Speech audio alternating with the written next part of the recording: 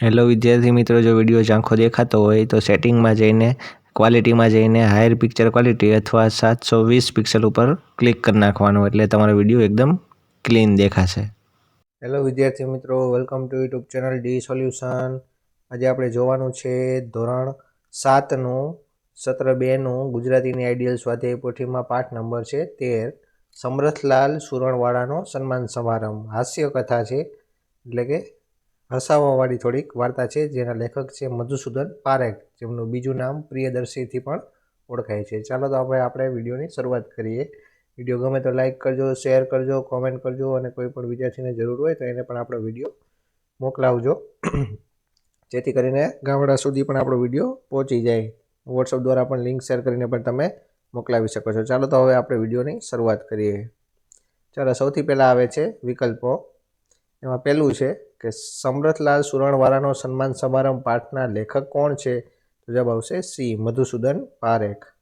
પછી બીજું છે શાક માર્કેટના પ્રમુખ કોણ છે? તો જવાબ આવશે એ, સમરથલાલ. પછી આગળ ત્રીજું છે સમરથલાલ સુરણવાળાને કઈ સ્પર્ધામાં સરકારી ઇનામ મળ્યું હતું? તો જવાબ આવશે બી, ગાજરની. પછી આગળ ચોથું, શાક માર્કેટના વેપારીઓએ કોનું ભવ્ય સન્માન કરવાનું નક્કી કર્યું? તો જવાબ આવશે ડી, સમરથલાલ સુરણવાળાનું. પછી પાંચમું છે શાક માર્કેટના કયા મંત્રીને શેઠ સુરણલાલનો પરિચય આપવા વિનંતી કરવામાં આવી? તો જવાબ આવશે એ, ફુલાભાઈ ફણસીવાળાને. પછી આગળ છઠ્ઠું, શાક સ્વાદિષ્ટ અને સુગંધીદાર બનાવવું હોય તો શાના વિના ન ચાલે? તો જવાબ આવશે સી, લસણ વિના. પછી સાતમું, બટાકાના હોલસેલ વેપારી કોણ હતા? તો જવાબ આવશે ડી, બકુલાલ. પછી આઠમું, બકુલાલના મતે શેઠનો સ્વભાવ કોના જેવો છે? તો જવાબ આવશે બી, બટાકા જેવો. પછી આગળ નવમું, કોથમીર વેચનારી બાઈને 5-10 રૂપિયાની ભીડ પડી હોય ત્યારે કયા શેઠ પાસે આવે છે? તો જવાબ આવશે એ, સમરથલાલ પાસે. પછી 10મું, ડાયાભાઈ સમરથલાલ શેઠને કોની સાથે સરખાવે છે? તો જવાબ આવશે ડી, ડુંગળીના દડા. પછી આગળ 11મું, હું તો નોન વેજીટેબલ છું, આ વાક્ય કોણ બોલે છે? તો જવાબ આવશે એ, કોથમીરવાળા કળસીભાઈ. પછી 12મું, મારા ઘરમાં તો મને મરચા જેવો કહે છે, આ વાક્ય કોણ બોલે છે? તો જવાબ આવશે બી, સમરથલાલ. પછી 13મું, સમરથલાલના શાળાને શાનો વેપાર છે? તો જવાબ આવશે સી, સક્કરિયાનો. પછી આગળ આવે છે બીજા નંબરનો પ્રશ્ન, યોગ્ય શબ્દો મૂકીને ખાલી જગ્યા પૂરો. પેલું છે સમરથલાલના સન્માન સમારંભમાં 500 રૂપિયા ભાડું ભરીને ભવ્ય હોલ રાખ્યો હતો. તો જવાબ આવશે 500. પછી બીજું, આખો સભાખંડ શાકના વેપારીઓથી ખીચોખીચ ભરાઈ ગયો હતો. તો જવાબ આવશે શાકના. પછી ત્રીજું, સમરથલાલ હવે મૂળાની હરીફાઈમાં ઇનામ મેળવી લાવે. તો જવાબ આવશે મૂળાની. પછી ચોથું છે આપણા સુરણવાળા શેઠ પણ બટાકાની માફક મળતાવડા છે. તો જવાબ આવશે મળતાવડા.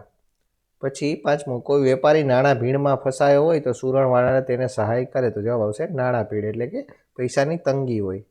પછી છઠ્ઠું, ડુંગળીને કસ્તુરી કહેવામાં આવે છે. તો જવાબ આવશે કસ્તુરી. પછી સાતમું છે સમરથલાલના જમાઈ જમરૂખના વેપારી છે. તો જવાબ આવશે જમરૂખ. પછી આઠમું છે બધા જ શાકના વેપારીઓ એકસાથે ભળીને પંચકુટિયા શાક જેવા સ્વાદિષ્ટ થયા. તો જવાબ આવશે પંચકુટિયા. પછી આગળ ત્રીજા નંબરનો પ્રશ્ન છે ખરા ખોટા જણાવો. એમાં પહેલું છે સભા હોલમાં પ્રમુખ તરીકે બટાકાના વેપારી બાબુલાલ બિરાજ્યા. તો જવાબ આવશે સાચું. પછી બીજો પ્રશ્ન છે ડુંગળીવાળાએ સમરથલાલ સુરણવાળાનો પરિચય આપ્યો. તો જવાબ આવશે ખોટું. પછી ત્રીજો પ્રશ્ન છે સમરથલાલ સુરણવાળાએ તો આપણા શાક માર્કેટની શોભા છે. તો જવાબ આવશે સાચું. પછી આગળ ચોથું, ડુંગળી અને રીંગણ બંને ફરાળી શાકભાજી ગણાય. તો જવાબ આવશે ખોટું.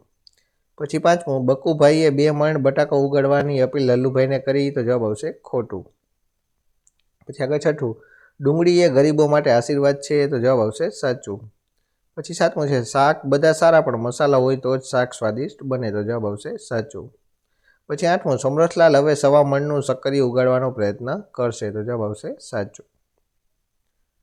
ચાલો પછી આગળ આવે છે જોડકા જોડો. એમાં પહેલું છે ફણસીવાળા. તો જવાબ આવશે બી, ફુલાભાઈ. પછી બીજું છે લસણવાળા. તો જવાબ આવશે ડી, લલ્લુભાઈ. પછી ત્રીજું છે બટાકાવાળા. તો જવાબ આવશે એ, બકુલાલ. પછી ચોથું છે ડુંગળીવાળા. તો જવાબ આવશે સી, ડાયાભાઈ. પછી પાંચમું છે કોથમીરવાળા. તો જવાબ આવશે કળસીભાઈ. પછી છઠ્ઠું છે સુરણવાળા. તો જવાબ આવશે એક જ મિનિટ, સુરણવાળા. તો જવાબ આવશે ઈ, સમરથલાલ. ચલો, આ થઈ ગયા તમારા જોડકા.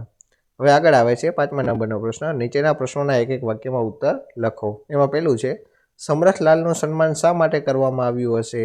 તો કે સમરથલાલે 3.5 હાથનું ગાજર ઉગાડીને ગાજરની સ્પર્ધામાં સરકારે ઇનામ મેળવ્યું હોવાથી તેમનું સન્માન કરવામાં આવ્યું હશે. પછી આગળ બીજા નંબરનો પ્રશ્ન, સમરથલાલે અગાઉના બધા વિક્રમો કેવી રીતે તોડી નાખ્યા હતા? તો એનો જવાબ આવશે કે સમરથલાલે 3.5 હાથનું ગાજર ઉગાડીને અગાઉના બધા વિક્રમો તોડી નાખ્યા હતા. પછી આગળ ત્રીજા નંબરનો પ્રશ્ન છે, સ્ટેજ અને દરવાજા પર શાના તોરણ બાંધવામાં આવ્યા હતા? તો કે સ્ટેજ અને દરવાજા પર ભાજી અને કોથમીરના તોરણ બાંધવામાં આવ્યા હતા. પછી આગળ ચોથું, પ્રમુખશ્રીની વિનંતીને માન્ય રાખી કોણ સમરથલાલને અભિનંદન આપવા ઊભા થયા? તો કે પ્રમુખશ્રીની વિનંતીને માન્ય રાખી લસણભાઈ લલ્લુભાઈ સમરથલાલને અભિનંદન આપવા ઊભા થયા. પછી 5મું, બટાકાનો સ્વાદ કોણે કોણે હોશે હોશે માણે છે? તો કે બટાકાનો સ્વાદ મહિલા, પુરુષ તેમજ છોકરાઓ હોશે હોશે માણે છે. પછી આગળ 6ઠા નંબરનો પ્રશ્ન, ડાયાભાઈના મતે સમરથલાલ કયા કામોમાં મોખરે હોય છે? તો કે ડાયાભાઈના મતે સમરથલાલ રેલ રાહતના કામમાં તેમજ રામ રોટલા આપવામાં પણ મોખરે હોય છે. પછી 7મું, કોથમીરવાળા કળસીભાઈ પોતાને નોન વેજીટેબલ કેમ કહે છે? તો કે કોથમીરવાળા કળસીભાઈ શાક વેચતા નથી પણ આદુ, મરચાં અને કોથમીર વેચવાનો ધંધો કરતા હોવાથી પોતાને નોન વેજીટેબલ કહે છે. જો આ બધાના યાદ ન નામ રહેતા હોય તો જો આનો કોથમીરનો ક હોય તો એનો વેપારી ક ઉપર વાળો જઈશે, બરાબર. પછી ડાયાભાઈ હોય તો ડાયાભાઈ ડુંગળીમાં હોય, બરાબર. એવી રીતના તમારે યાદ રાખવાનું. પછી 8મું છે, 7મું સોરી, કોથમીરવાળા કળસીભાઈ પોતાને નોન વેજીટેબલ કેમ કહે છે? તો કે કોથમીરવાળા કળસીભાઈ શાક વેચતા નથી પણ આદુ, મરચાં, કોથમીર વેચવાનો ધંધો કરતા હોવાથી પોતાને નોન વેજીટેબલ કહે છે. પછી આગળ 8મું, કોથમીર વિના શું શું ફીકું લાગે છે? તો કે બટાકા, ડુંગળી કે કોઈ પણ શાક, દાળ કે કઢી બધા કોથમીર વિના ફીકા લાગે છે. પછી આગળ 9મું, કોથમીર ન વાપરે એ કેવો કહેવાય? તો કે કોથમીર ન વાપરે તે અક્કલનો ઓથમીર કહેવાય. પછી 10મું, સમરથલાલના દાદા શેના વેપારી હતા? તો કે સમરથલાલના દાદા સુરણના વેપારી હતા. પછી આગળ 6ઠા નંબરનો પ્રશ્ન, નીચેના પ્રશ્નોના ટૂંકમાં ઉત્તર લખો. એમાં પહેલું છે, ફણસીવાળાએ સમરથલાલ સુરણવાળાનો પરિચય આપતા શું કહ્યું? તો કે ફણસીવાળાએ સમરથલાલ સુરણવાળાનો પરિચય આપતા કહ્યું કે સમરથલાલ શેઠને હું 10 વર્ષથી ઓળખું છું. એમના દાદા ભલે સુરણવાળા હોય એમણે ગાજર ઇનામમાં મેળવ્યું છે. હજુ તો એમની ઉંમર 60 વર્ષની છે છતાં એ સરકારી ઇનામ જીતી લાવ્યા છે. મારી તો ભગવાનને પ્રાર્થના છે કે હવે મૂળાની હરીફાઈમાં ઇનામ મેળવી લાવે. ભગવાન એમના 100 વર્ષ પૂરા કરે એવી પ્રાર્થના છે. પછી આગળ બીજા નંબરનું, બટાકાના હોલસેલ વેપારી બકુલાલ શેઠનો સ્વભાવ કેવો લાગે છે? તો કે બટાકાના હોલસેલ વેપારી બકુલાલને શેઠનો સ્વભાવ બટાકા જેવો લાગે છે. જેમ બટાકા, રીંગણ, દૂધી, કારેલા, સક્કરિયા, ટમેટા અને વટાણા સાથે મિક્સ થઈ જાય છે તેમ શેઠ મોટા વેપારીથી માંડીને નાના રેકડીવાળા સાથે, પોલીસ, જમાદારથી માંડીને ફોજદાર સાથે અને પ્રધાનથી માંડીને પટ્ટાવાળા સાથે તરત મિક્સ થઈ જાય છે. સુરણવાળા શેઠ બટાકાની માફક મળતાવળા છે. પછી આગળ ત્રીજું, સુરણવાળા શેઠ બધામાં પ્રિય કેમ છે? તો કે સુરણવાળા શેઠનો સ્વભાવ મળતાવળો છે. વળી શાક માર્કેટના કોઈ વેપારીને 5-10 રૂપિયાની ભીડ પડી હોય એટલે કે મુશ્કેલી પડી હોય તો લગ્ન માટે લોન જોઈતી હોય કે કોઈ વેપારી નાણાં ભીડમાં ફસાયો હોય તો આ બધાની તેઓ તરત સહાય કરે છે. એટલે જ સુરણવાળા શેઠ બધામાં પ્રિય છે. પછી આગળ ચોથું, ડાયાભાઈનું ભાષણ તમને ગમ્યું કેમ? તો કે હા, ડાયાભાઈનું ભાષણ મને ગમ્યું કારણ કે તેમણે શેઠના સ્વભાવને ડુંગળી સાથે સરખાવીને સમજાવવાનો પ્રયત્ન કર્યો છે કે શેઠ ડુંગળીની જેમ નિરભિમાની છે. તે ગરીબની ઝૂંપડીમાં જાય અને મિલ માલિકના બંગલે પણ જાય. તેમના માટે બધાય સરખા છે. ડુંગળીની જેમ શેઠ પણ અનેક રીતે ઉપયોગમાં આવે એવા પરોપકારી છે. પછી આગળ 5મા નંબરનું, કળસીભાઈ સુરણલાલ શેઠને કોથમીર જેવા કેમ કહે છે? તો કે કળસીભાઈ સુરણલાલ શેઠને કોથમીર જેવા કહે છે કારણ કે એ ભલે 60 વર્ષના થયા પણ લીલી કોથમીરની જેમ તે હંમેશા તાજા ને તાજા દેખાય છે અને કોઈ પણ કામ કરવા બધા ભલે ભેગા થયા પણ શેઠ ના હોય તો કામ ફીક્કું પડી જાય. શેઠ કામ હાથ પર લે એટલે કામ માં મઘમઘાટ આવે છે. પછી છઠ્ઠું, સમરથલાલના કુટુંબને વેજીટેબલ ફેમિલી શા માટે કહી હશે? તો કે સમરથલાલ સુરણવાળાના કુટુંબને વેજીટેબલ ફેમિલી કહી છે કારણ કે સમરથલાલ પોતે ગાજરના વેપારી છે, જ્યારે એમના દાદા સુરણનો વેપાર કરતા હતા. સમરથલાલના જમાઈ જમરૂખના વેપારી છે, જ્યારે તેમનો સાળો શક્કરિયાનો વેપાર કરે છે. આમ તેમના બધા સગા સંબંધીને વેજીટેબલનો વેપાર હોવાથી તેમના કુટુંબને વેજીટેબલ ફેમિલી કહી છે. ચાલો પછી આગળ આવે છે 7મા નંબરનો પ્રશ્ન. નીચેના પ્રશ્નોના ઉત્તર આપો. પહેલો પ્રશ્ન છે કે લલ્લુભાઈ લસણવાળાએ સમરથલાલ શેઠને અભિનંદન આપતા શું કીધું? તો કે શાક માર્કેટના પ્રમુખ શ્રી ફુલાભાઈ ફણસીવાળાની વિનંતીથી લસણવાળા લલ્લુભાઈ સમરથલાલ શેઠને અભિનંદન આપવા ઊભા થયા. લલ્લુભાઈએ સમરથલાલ શેઠને અભિનંદન આપતા કીધું કે ભાઈઓ, સમરથલાલ સુરણવાળા તો આપણા શાક માર્કેટની શોભા છે. જેમ શાક સ્વાદિષ્ટ ને સુગંધીદાર બનાવવું હોય તો લસણ વિના ન ચાલે, એમ શાક માર્કેટને પણ સુવાસિત કરવા શેઠ સમરથલાલ સુરણવાળાનો ફાળો છે. હું પ્રભુને પ્રાર્થના કરું છું કે સુરણવાળા શેઠની સુવાસ લસણની જેમ ચારેકોર ફેલાઈ જાય. પછી આગળ બીજો પ્રશ્ન છે કે સમરથ શેઠ ડુંગળીના દડા જેવા છે એવું કહીએ ડાયાભાઈ શું સમજવા માગે છે? તો કે ડાયાભાઈ ડુંગળીવાળા કહે છે કે હું સમરથ શેઠને ડુંગળીના દડા સાથે સરખાવીશ. ડુંગળી એ ગરીબો માટે આશીર્વાદ છે. ડુંગળી વિના દુનિયા ડૂલ થઈ જાય. ડુંગળીને તો કસ્તુરી કહેવામાં આવે છે. બટાકાને તો બાફવો પડે, પણ ડુંગળી તો કાચીને કાચી પણ ખાઈ શકાય. એનું કચુંબર થાય, એના ભજીયા થાય, અરે વાત કરતાંય મોઢામાં પાણી છૂટી જાય. આપણા સમરથ શેઠ પણ ડુંગળીના દડા જેવા છે. એમની શાક કસ્તુરીની જેમ મહેકે છે. ડુંગળીની જેમ ગરીબને ઘરે પણ જાય અને શેઠિયાના ઘરે પણ જાય, તેમ સમરથ શેઠ પણ ગરીબોની ઝૂંપડીમાં જાય છે અને મિલ માલિકના બંગલામાં પણ જાય છે. એમની કશી વાતનું અભિમાન નથી. એ પણ ડુંગળીની જેમ અનેકમાં ઉપયોગમાં આવે એવા પરોપકારી છે. રેલ રાહતનું કામ હોય તો એ પહેલાં અને રામ રોટલા આપવામાં પણ એ મોખરે. હું તો કહું છું કે શેઠજી, ડુંગળીની જેમ જ ગરીબ તવંગર સૌની સેવા કરતા રહેજો. આમ ડાયાભાઈએ શેઠની ડુંગળીના દડા સાથે સરખામણી કરીને તેમના પરોપકારીની નિરાભિમાની સ્વભાવનો પરિચય આપ્યો છે.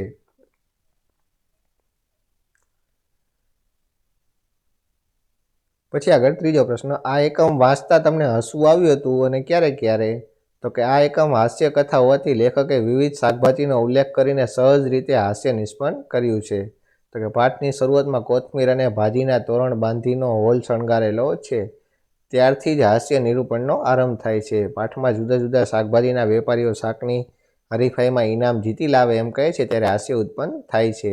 જેમ કે મૂળાની હરીફાઈમાં, સકરિયાની હરીફાઈમાં અને 2 મણનો બટાકો ઉગાડે એવું કહે છે ત્યારે હસવું આવે છે. શેઠની સુવાસ લસણની જેમ ચારેકોર ફેલાઈ જાય. શેઠને ડુંગળીના દડા સાથે સરખાવીશ એવું કહે છે ત્યારે પણ હાસ્ય ઉત્પન્ન થાય છે. વળી કોથમીરવાળા કળસીભાઈ જ્યારે એમ કહે છે કે જો કોથમીર ન વાપરે તે અક્કલનો ઓથમીર કહેવાય, ત્યારે અને જ્યારે સમરથલાલ પણ એમ કહે છે કે મારા ઘરમાંથી તો મને મરચા જેવો કહે છે ત્યારે પણ હાસ્ય ઉત્પન્ન થાય છે. આ ઉપરાંત એકમમાં ઘણી એવી વાક્યરચના છે જેનાથી હાસ્ય ઉત્પન્ન થાય છે. ચાલો પછી આગળ 8મા નંબરનો પ્રશ્ન છે. નીચેના પ્રશ્નોના માગ્યા મુજબ ઉત્તર લખો. દાખલા તરીકે પાઠના આધારે ઓળખો કે હું કોણ છું, મને ઓળખો. એમાં ઉદાહરણ આપ્યું છે તો કે મારા કારણે શાક ચટાકેદાર અને ખુશ્બુદાર બને છે, તો જવાબ આવશે લસણ. પછી આગળ પેલું છે ગરીબ અને તવંગર. તવંગર એટલે કે અમીર. સૌ કોઈને મારા વિના ના ચાલે, તો જવાબ આવશે ડુંગળી. પછી બીજું, હું તો નોન વેજીટેબલ છું, તો જવાબ આવશે કોથમીર. પછી ત્રીજું છે મને તો શાક માર્કેટની શોભા માને છે, તો જવાબ આવશે ગાજર. પછી ચોથું, અમે બંને ફરાળી, તો જવાબ આવશે બટાકા અને સુરણ. પછી પાંચમું, મહિલા પુરુષ અને બાળકો મને હોંશે હોંશે માળે, તો જવાબ આવશે બટેટા. પછી છઠ્ઠું, મારા વિના બધું ફીકું લાગે, તો જવાબ આવશે કોથમીર. પછી સાતમું, મને તો બધાય શાક સાથે ભળી જવું ગમે છે, તો જવાબ આવશે બટેકા.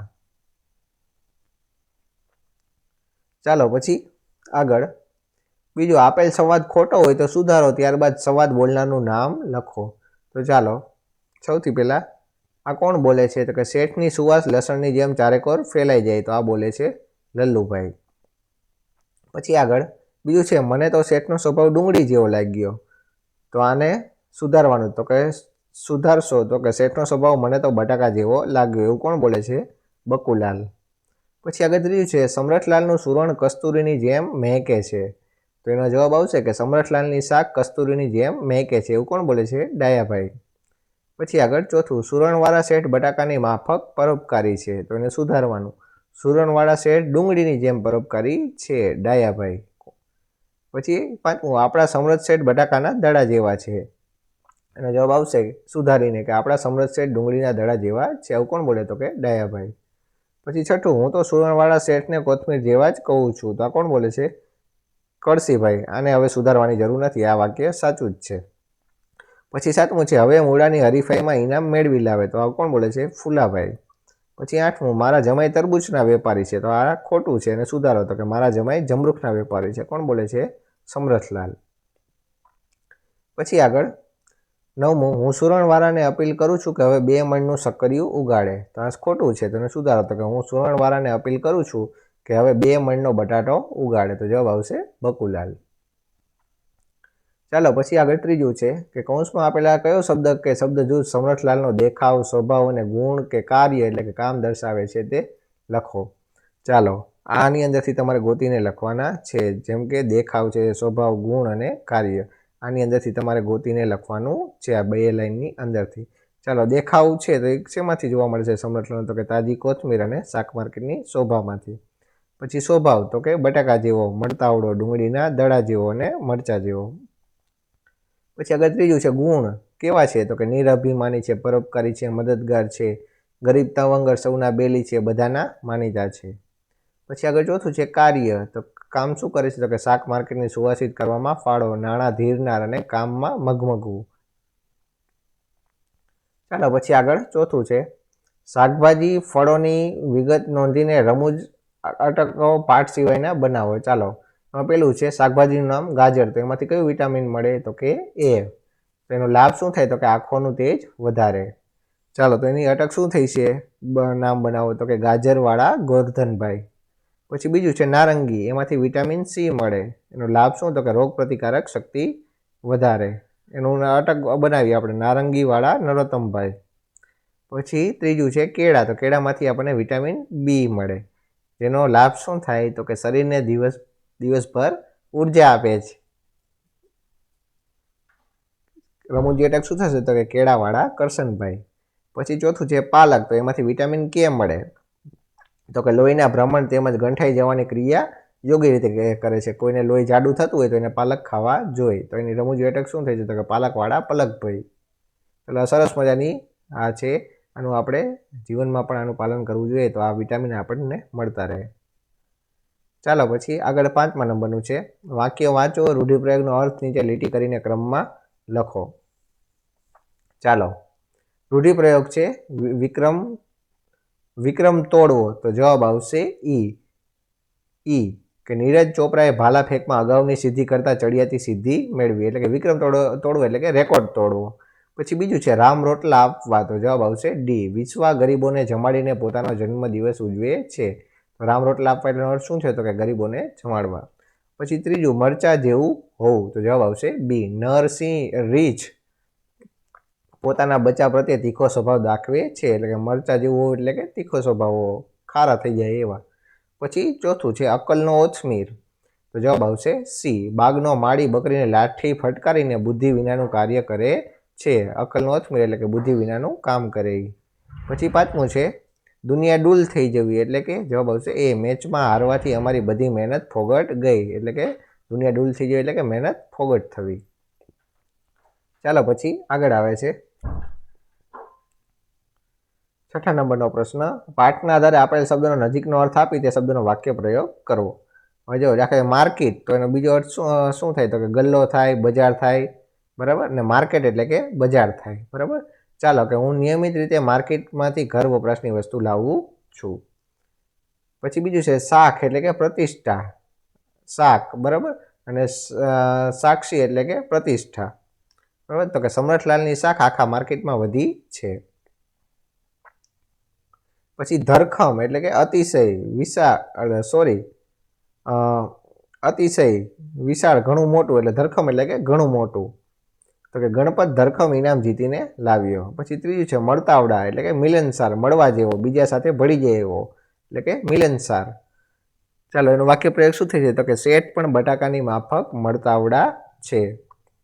પછી આગળ ચોથું છે પરોપકાર એટલે કે બીજાનું ભલું કરતા હોય, મદદ માગે, સહાય. તો એનો નજીકનો અર્થ શું થાય છે? તો કે બીજાનું ભલું કરવું.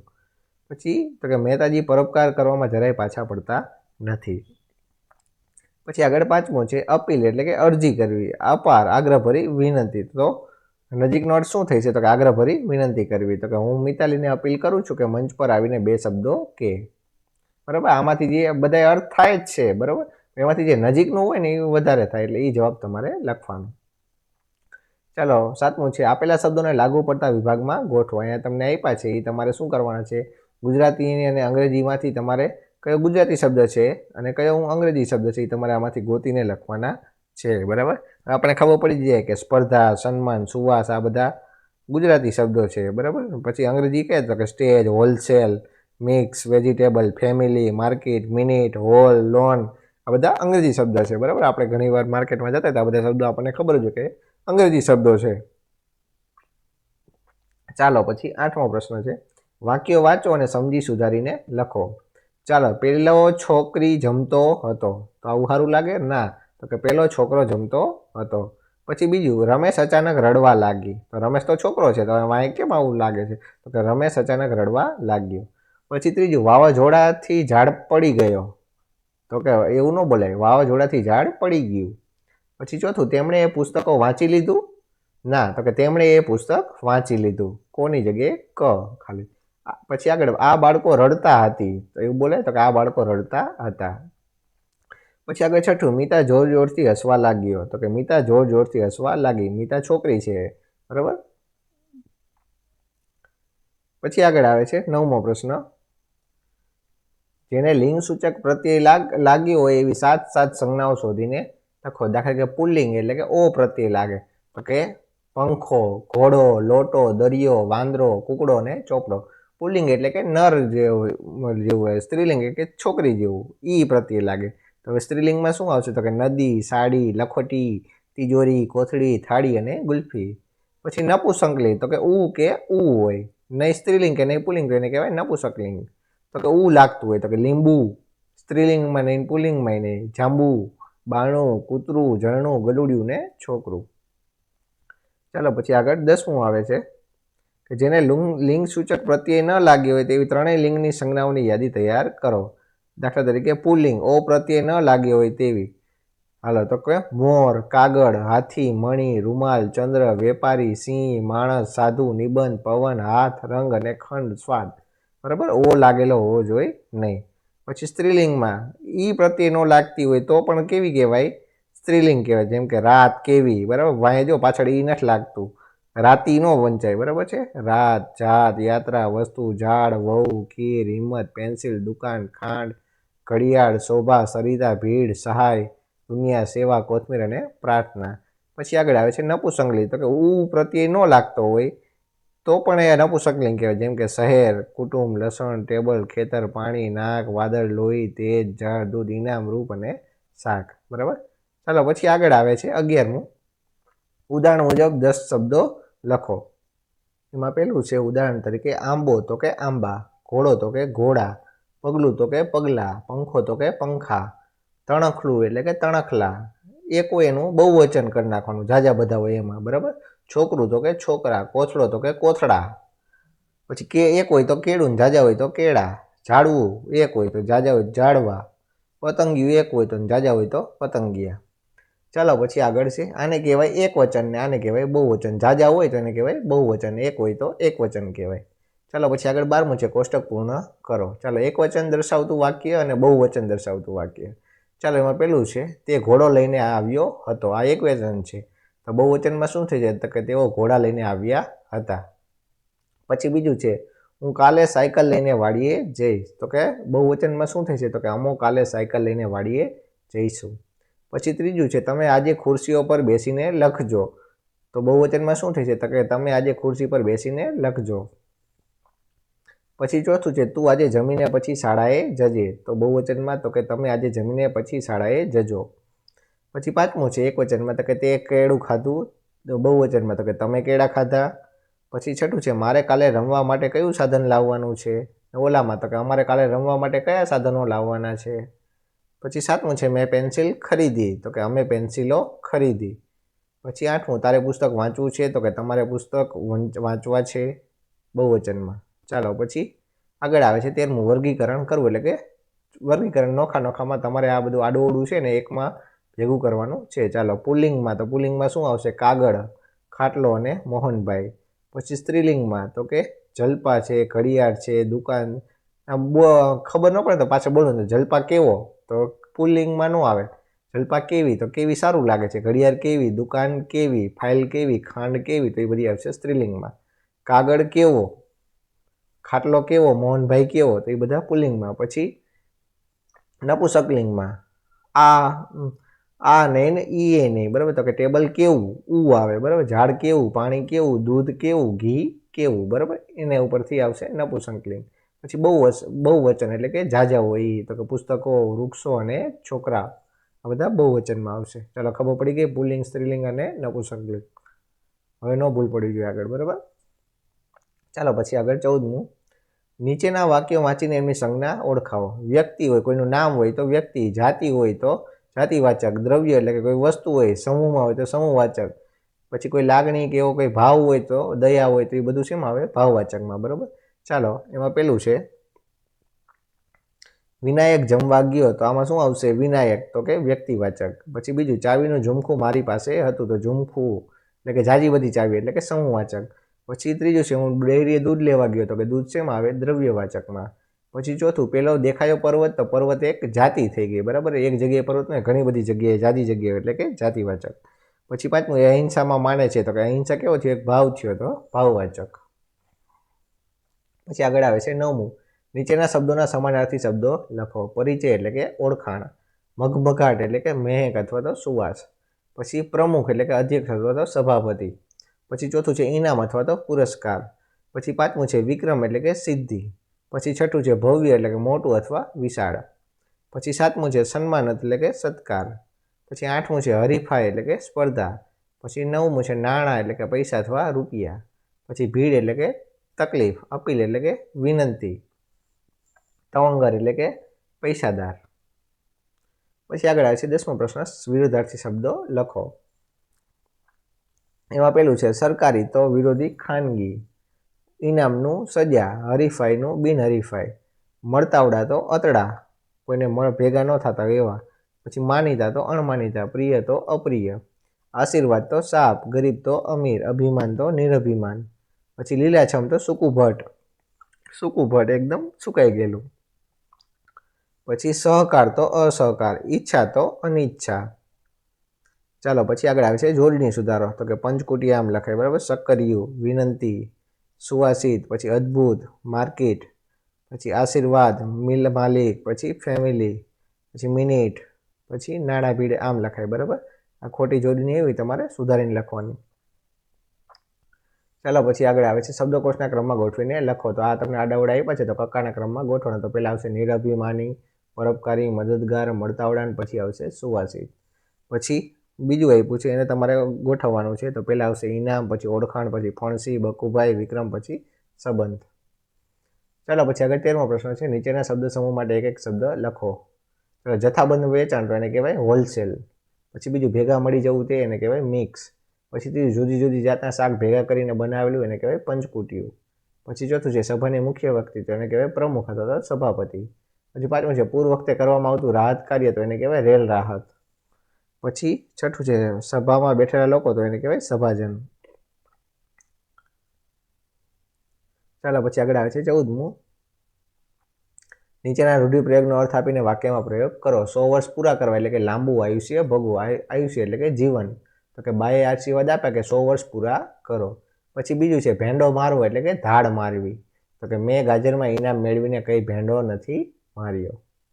ચાલો પછી આગળ આવે છે યોગ્ય વિરામ ચિહ્ન મૂકીને ફકરો ફરીથી લખો. તો આ ફકરો તમને સરસ મજાનો અહીંયા લખીને આપી દીધો છે, તમે જોઈને પણ લખી શકો છો, બરાબર છે. વિરામ ચિહ્નો મૂકીને, બરાબર, અમુક જગ્યાએ બધાએ મૂક્યા છે, તમે જોઈ શકો છો, એ જોઈને પણ તમે લખી શકો છો. ચાલો પછી આગળ આવે છે 16મો પ્રશ્ન, શાકભાજી ખાઓ તંદુરસ્ત થાઓ એ વિષય ઉપર 10-12 વાક્યો લખો. એટલે જાતો નિબંધ જેવું છે, એ આપણે લખવાનું છે. ચાલો, તો કે જો આપણે તંદુરસ્ત રહેવું હોય તો રોજ લીલા શાકભાજી ખાવા જરૂરી છે.